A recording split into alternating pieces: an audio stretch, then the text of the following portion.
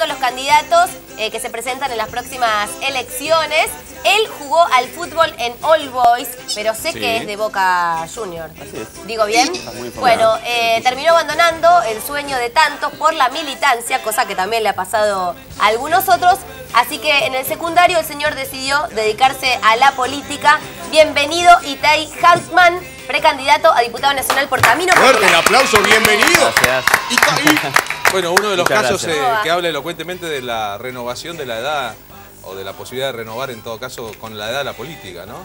Sí, sí. ¿Cuántos años tenés? 30, no sé, habría que ver, pero creo que debo ser uno de los candidatos más jóvenes. Sí, con toda certeza. seguro. Tengo que aclarar algo porque si no después me van a decir. ¿Qué?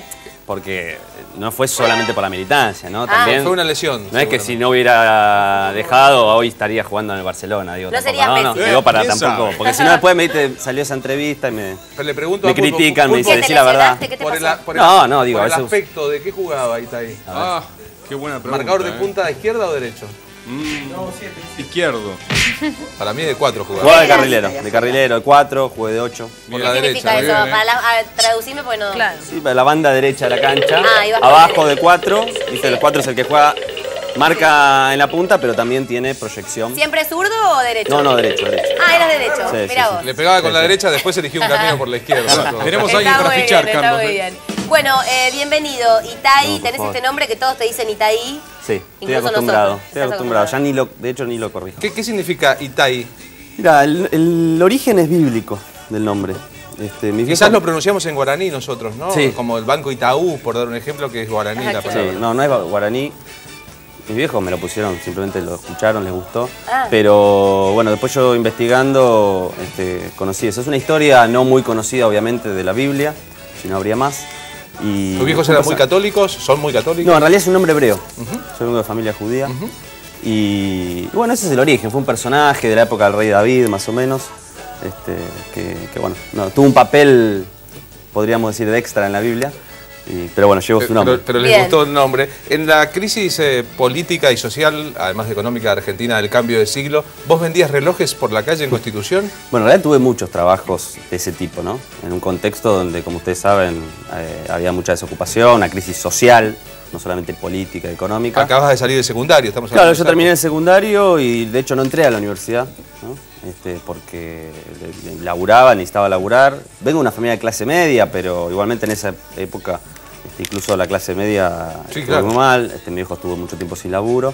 Y en ese contexto, el primer laburo, el otro día yo lo contaba en una nota que me preguntaban, y el primer laburo fue salir a vender relojes. ¿Y te iba bien? Me iba bien, ¿eh? ¿Sí? Me iba bien, ¿Zafabas? sí, zafaba. ¿Y cómo es me el calzaba un negocio traje, de tenía ven- 18 años, Claro, ¿cómo es imagínate. el negocio de vender relojes? Iba... ¿Se compran baratos y se venden caros? Claro, en realidad yo entro primero en una empresa que te daba la mercadería y vos tenías que vender y Tipo cobrar. Buscavida, Cobrabas con una comisión.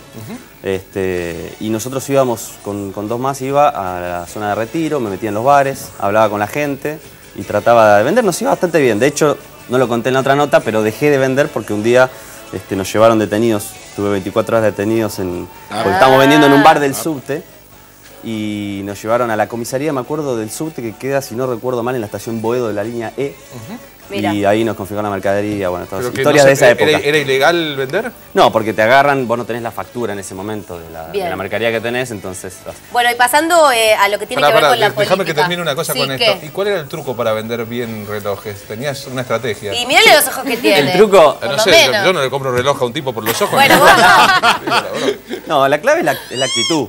La actitud. Era el encare, ser muy agresivo en el buen sentido, ¿no? De la palabra en relación a la persona. Entrador. Nosotros, claro, y yo agarraba el reloj que venía en una cajita.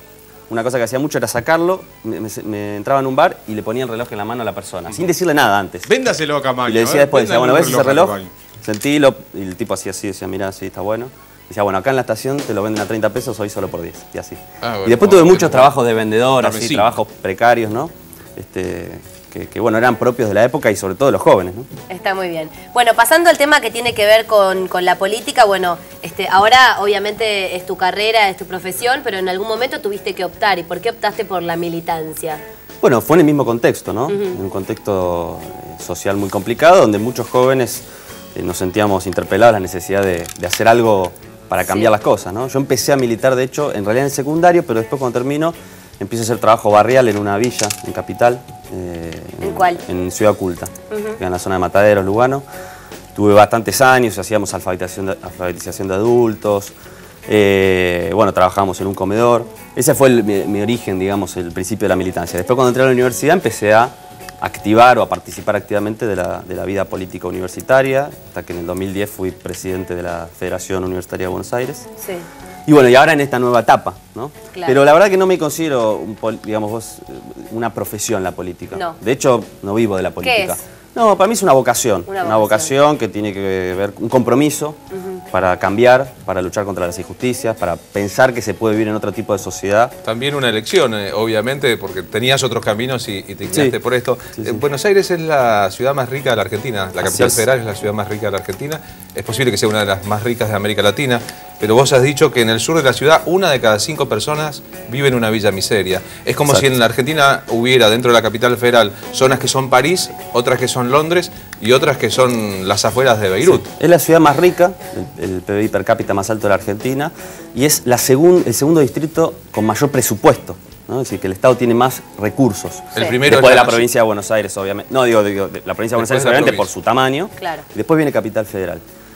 Y la verdad que efectivamente hay un nivel de desigualdad social y geográfica, ¿no? Norte y sur son dos ciudades diferentes.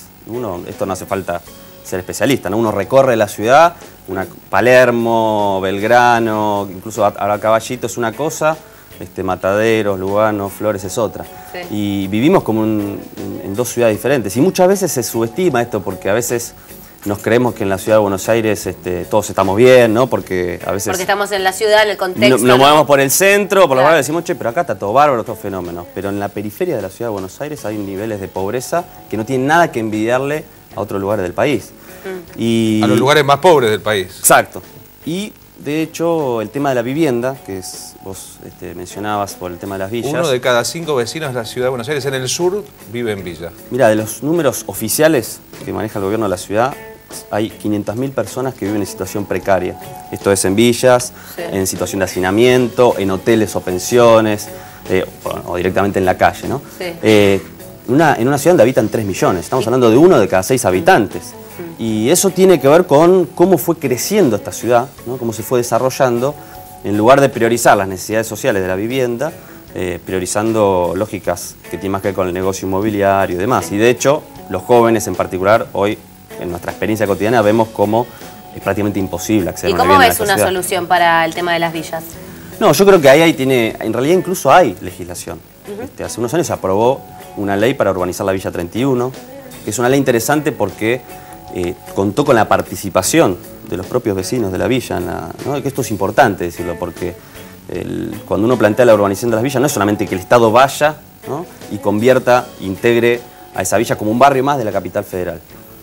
Sino también discutir con quienes viven allí, bueno, cómo quieren que sea ese barrio. Eso fue una experiencia muy interesante. El problema es que la ley está, pero no se hace cumple. nada. Y es una discusión porque obviamente, ¿qué pasa en Retiro? Retiro es una de las zonas de mayor valor de metro cuadrado en toda la ciudad de Buenos Aires. Y ha crecido ahí en los últimos años una villa que se fue haciendo cada vez más Tal grande cual. y más compleja. Ahora, vos hablás de negocios inmobiliarios. Generalmente se asocia la gestión del PRO, Macri y sus amigos de Cardenal Newman con los negocios inmobiliarios. ¿Cuánto hay de cierto y cómo es eso? ¿Cómo funciona la lógica de gobernar para que otros amigos hagan dinero con los negocios inmobiliarios? Bueno, es decir, acá el mercado inmobiliario es un mercado muy particular, ¿no? Porque implica el suelo y cuando hay proceso de construcción, la ciudad de Buenos Aires vivió en los últimos 10 años un boom de la construcción muy importante. Se invirtió muchísimo, se construyeron en los últimos 10 años alrededor de 15 millones de metros cuadrados en la ciudad. Si uno hace una cuenta rápida, serían 300.000 departamentos de 50 metros cuadrados. Es ¿no? el 10% de la ciudad en cantidad de Exactamente, habitantes. estamos hablando de una barbaridad.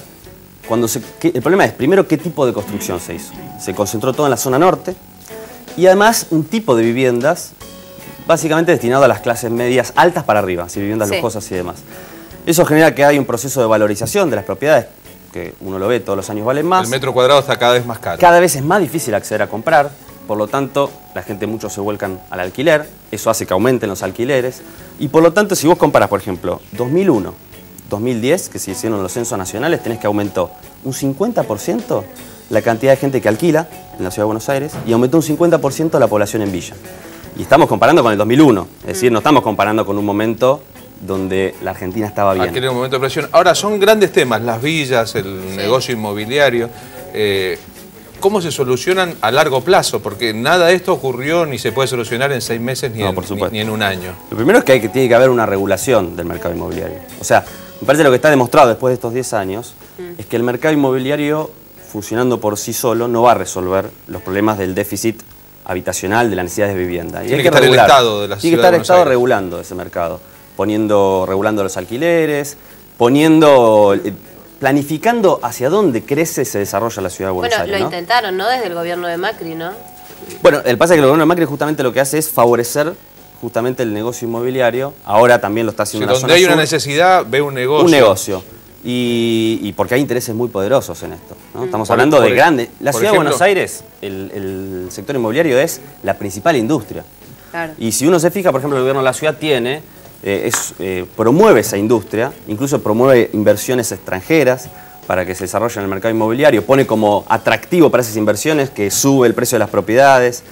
Es decir, que es una política desde el Estado, desde el gobierno de la ciudad, para favorecer que vengan inversiones para el desarrollo inmobiliario. Lo que no hay es una política para que eso sirva para satisfacer las necesidades de vivienda de la población. El artículo 31 de la Constitución de la ciudad dice, primero, que la vivienda es un derecho, no es un negocio.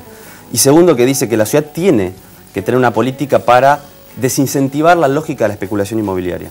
Y ustedes saben que en la ciudad de Buenos Aires se calcula que hay 150.000 viviendas que están vacías, ociosas. O sea, hubo gente que pagó por viviendas, no las habita, hizo una inversión, no las habita, está esperando que crezca el precio del metro cuadrado. Tampoco están en venta ni en alquiler. Están ahí esperando a que se valoricen y especulando.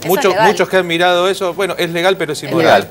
Es ilegal, pero es inmoral. El Estado podría intervenir para desincentivar y que en vez de construir para la especulación, se construya para los que necesitan. Ahí va a parar una parte del dinero de las pingües ganancias de la soja en la Argentina, por ejemplo. Exactamente. El que tiene muchas ganancias con la soja, compra un departamento, no lo usa, en una ciudad donde hay mucha gente que necesitaría dónde vivir, no lo alquila, lo tiene ahí, lo que está haciendo es esperando que suba el precio para vender. Y porque hay otro factor que es como es un mercado que se maneja en dólares, efectivamente para quien tiene ahorros, porque por ejemplo gana mucha plata con la soja, en vez de invertir en otra cosa, en vez de ponerlo en un banco, lo pone el famoso ahorrar en ladrillo. Hoy parece ilógico, pero si se puede grabar la venta financiera, también se puede grabar la especulación inmobiliaria. De tal manera que el que tiene una cosa y especula con un bien cuando hay otra gente que necesitaría, o paga un tributo por eso, o el Estado tiene la facultad de intervenir al respecto y comprárselo a un precio para dárselo a quien lo necesita. En muchas ciudades del mundo hay impuestos a la vivienda ociosa. Es decir, que si vos tenés una vivienda para la especulación, sí, no se puede tener una vivienda especulando en Nueva York o en París para hablar de países que son vistos como los países del primer mundo, ¿no? Exactamente. Bueno, eso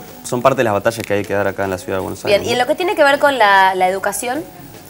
Bueno, en la ciudad también la misma situación, ¿no? Tenemos, también pasa lo mismo que hablamos con la vivienda, ¿no? Una enorme desigualdad entre norte y sur, eso es un elemento importante, y después toda una política que en estos años el gobierno del PRO ha llevado de vaciar, ¿no? La educación pública, que se ha visto en diferentes conflictos, ¿no? Sí.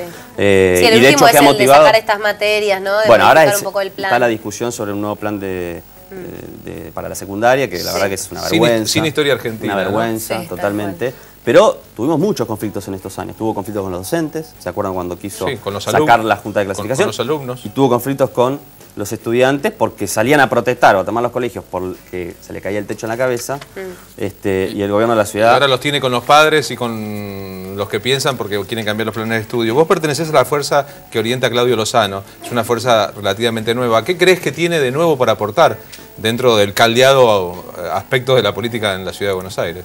Yo creo que nosotros pensamos que hay que transitar una nueva experiencia política en la Argentina, no solamente en la ciudad.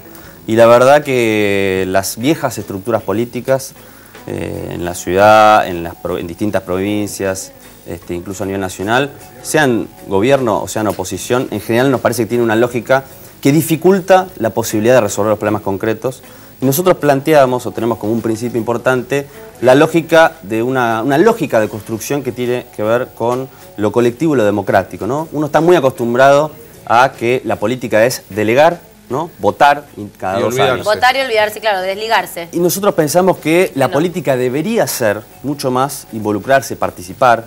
En el siglo XXI, la verdad que tendríamos que avanzar en formas de democracia más participativas, donde las decisiones fundamentales de la ciudad o del país tengan la participación de la ciudadanía, de la población, a través de sus organizaciones. Por eso, Camino Popular, que es la lista de la cual yo soy candidato y que lleva a Claudio Lozano como primer candidato a senador, en la lista hay muchos referentes de distintos movimientos sociales de la Ciudad de Buenos Aires, territoriales, que luchan por la vivienda, que luchan por la educación, distintas experiencias que nosotros queremos expresar en esa lista, justamente para romper con esa lógica de los políticos profesionales, ¿no? Para volver a la primera pregunta. Es decir, Bien. quienes ven la política como una carrera personal, Genial. ¿no? Para hacer una carrera, para enriquecerse. Y por el contrario, la política como la necesidad de que organizaciones sociales y populares participen también de la discusión de la legislatura, de la discusión del Congreso Nacional. Esa es la apuesta. Está muy bien. Bueno, y ojalá que Bueno, todas las fuerzas Itay, haya lugar para jóvenes, Tal ¿no? cual, Que renueven no solo súper. el aspecto, sino también el lenguaje y los usos de la Súper. política. Sos de Caballito, Ojalá. ¿no? No, Ah, ¿no? ahora vivo en Floresta. Ah, ahora vivís en Floresta. Viví en Caballito. Viviste en Caballito. Hice el secundario, vivo a 7 cuadras de la cancha. Ah, All Boys mirá. Club de Barrio llevaba un poquito a Floresta, pero bueno, Tal son cual. barrios Pero hice la primos. secundaria en Caballito. Eso, ¿ves? Y Hizo se la conoce- secundaria se de conoce- Caballito. se No, conocen- para nada. Te estuviste investigando igual, Para por lo nada, que veo. estoy investigando. Sí. Bueno, Itay Hackman, gracias por haber No, por venido favor, gracias a a ustedes. TPT.